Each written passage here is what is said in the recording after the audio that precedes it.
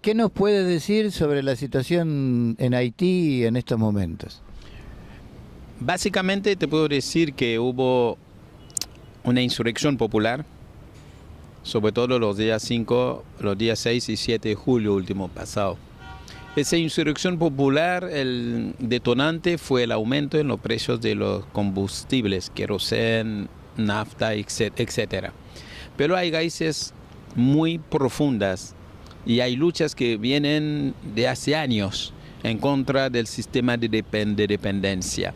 Y esa insurrección cuestiona no solamente al Poder Ejecutivo, sino el Parlamento, cuestiona todo el sistema político haitiano, el sistema económico, el sistema de relaciones internacionales. Entonces, porque entienden, el pueblo ya ha entendido en su gran mayoría que es ese sistema el responsable del empobrecimiento trágico con condiciones infrahumanas en las cuales vive el 80% del pueblo de Haití. Entonces hay un cuestionamiento, hay una necesidad de cambiar esto.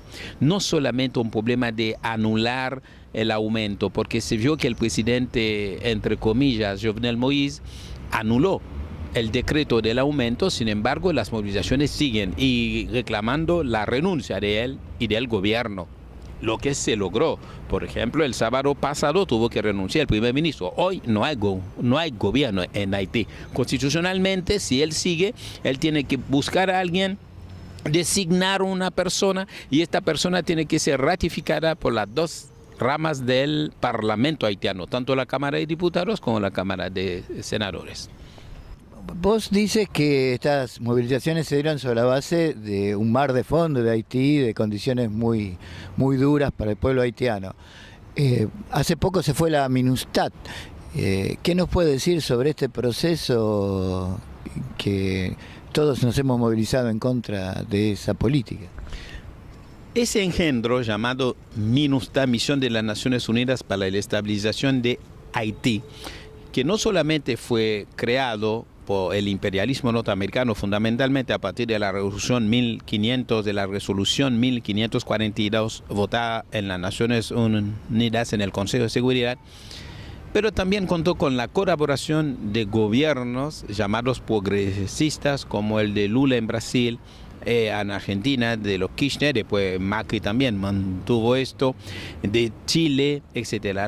Las dos honrosas excepciones fueron el gobierno de Venezuela y el gobierno de Cuba, que no mandaron tropas a Haití. Incluso Brasil tuvo la comandancia militar de 2004 hasta 2017. Y ese engendro cometió violaciones sexuales. Hay representantes, contingentes, miembros del contingente de Sri Lanka que violaron hasta niñas de 12 años. Hubo bombardeos con helicópteros artillados en barriados populares como Cité Soleil. Ese ataque fue dirigido por los brasileños, donde nosotros tenemos fotos de niños, de bebés en sus cunas con las vísceras afuera, ¿no? Entonces, también en el levantamiento contra el hambre en 2008, esta fuerza reprimió ferozmente al pueblo. Durante el terremoto después del terremoto se desató una epidemia del cólera y se demostró que la gente de Nepal fue responsable de esto. Hubo más de 10.000 muertos, hay más de 1 millón de personas infectadas. Después manipularon todas las elecciones, la de 2010-2011 como la de 2015-2016 ahora. Entonces es tremendo lo que ellos hicieron. Entonces el propio secretario general de la ONU, antes de abandonar su puesto, Ban Ki-moon, después de haber negado durante años, ¿no?, que la ONU fuera responsable del tema del cólera, tuvo que reconocerlo, pero no hay disposición para resarcir a las víctimas, ni siquiera un plan para erradicar esto. Entonces, en ese sentido, la MINUSTAH fue desprestigiada totalmente. Entonces sacaron el contingente militar, pero la ocupación sigue a través de una cosa, otro engendro que llaman MINUJUS, otro cinismo más. La MINUJUS significa Misión de las Naciones Unidas en apoyo a la justicia haitiana. Entonces, vaya nombre, ¿no?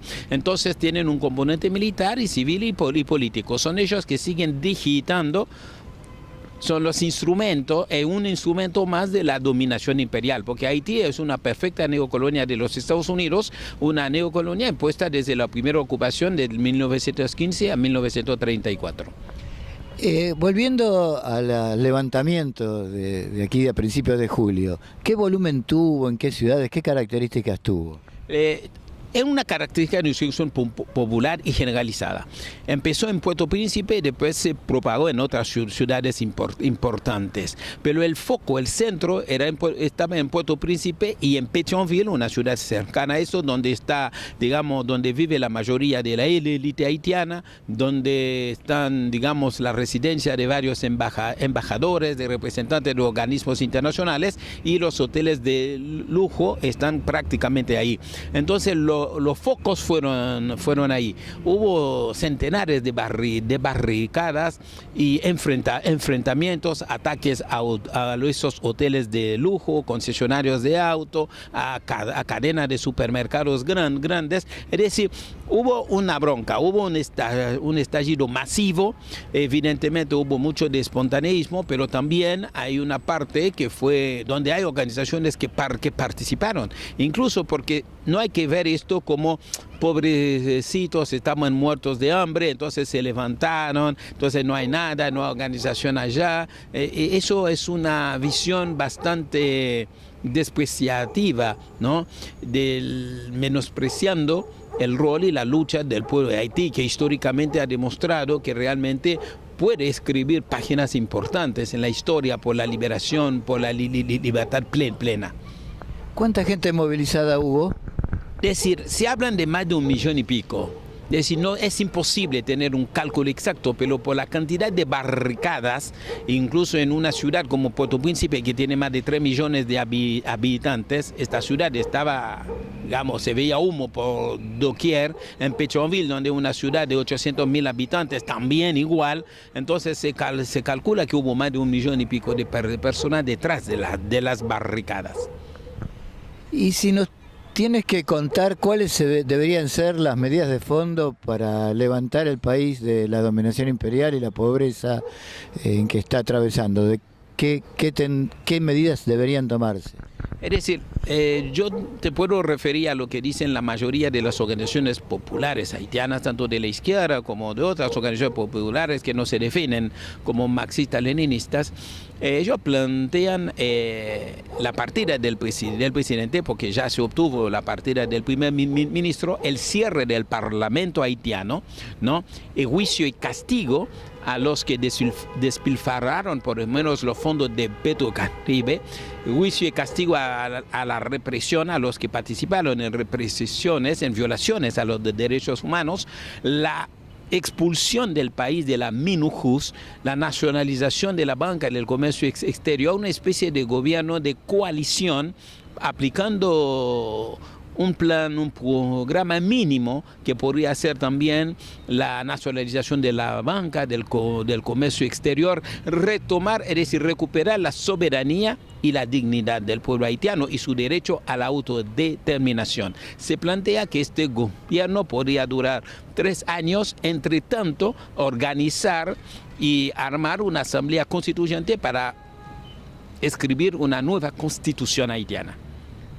Finalmente, hay una campaña de solidaridad con el pueblo haitiano, ¿por qué no internacional? ¿Por qué no nos comenta sobre ella? Bueno, entiendo que esa entrevista también es parte de eso, por eso aprovecho para agradecer, no sobre todo el nombre propio del Comité Democrático Haitiano, sino también del pueblo haitiano, porque la lucha nuestra es una lucha marcada fundamentalmente por un aislamiento internacional tremendo, por incomprensión, ignorancia, falsas informaciones, tergiversaciones, etcétera, de nuestra historia, de nuestra cultura, etcétera. Entonces, hay una campaña para poder difundir la realidad nuestra y buscar solidaridad completa, no limosna, no compasión, sino solidaridad en la lucha, acompañar a un pueblo que busca su liberación. Hay que entender eso, que eso es parte de la lucha en Latinoamérica.